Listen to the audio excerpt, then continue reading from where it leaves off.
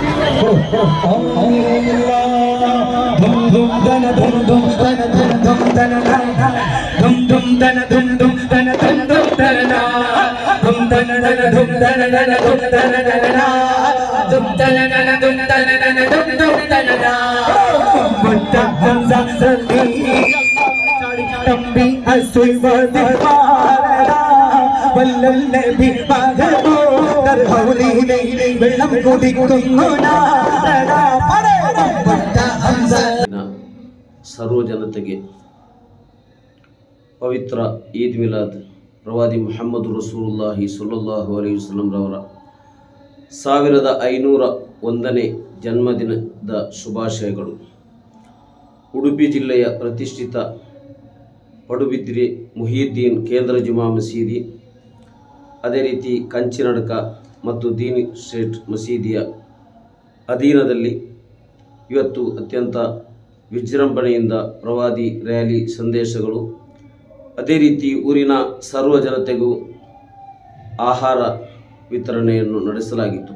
ಪ್ರವಾದಿ ಮುಹಮ್ಮದ್ ರಸೂಲುಲ್ಲಾಹಿ ಸಲ್ಲಲ್ಲಾಹು ಅಲೈಹಿ ವಸಲ್ಲಂರವರು ಸರ್ವ ಜನಾಂಗಕ್ಕೆ ಪ್ರೀತಿ, ವಿಶ್ವಾಸ, ಸ್ನೇಹ, ಒಗ್ಗಟ್ಟು, ಸಹಬಾಳ್ವೆಯನ್ನು ಮಾತ್ರವೇ ಕಲಿಸಿದ್ದಾರೆ ಮಾತ್ರವಲ್ಲ, ಅಲ್ಲಾಹನು ಪವಿತ್ರ ಕುರ್ಆನಿನಲ್ಲಿ ಪ್ರವಾದಿಯವರ ಬಗ್ಗೆ ಒಮಾ ಅರ್ಸಲ್ನಾಕ ಇಲ್ಲ ರಹ್ಮತನ್ ಲಿಲ್ ಆಲಮೀನ್, ಬರೀ ಪ್ರವಾದಿಯವರು ಬೋಧಿಸುವ ಇಸ್ಲಾಂ ಅಥವಾ ಮುಸ್ಲಿಮರಿಗೆ ಮಾತ್ರವಲ್ಲ ಸರ್ವ ಜನಾಂಗರಿಗೂ ಕರುಣೆಯುಳ್ಳವರನ್ನಾಗಿ ನಿಯೋಗಿಸಲ್ಪಟ್ಟಿದ್ದಾರೆ.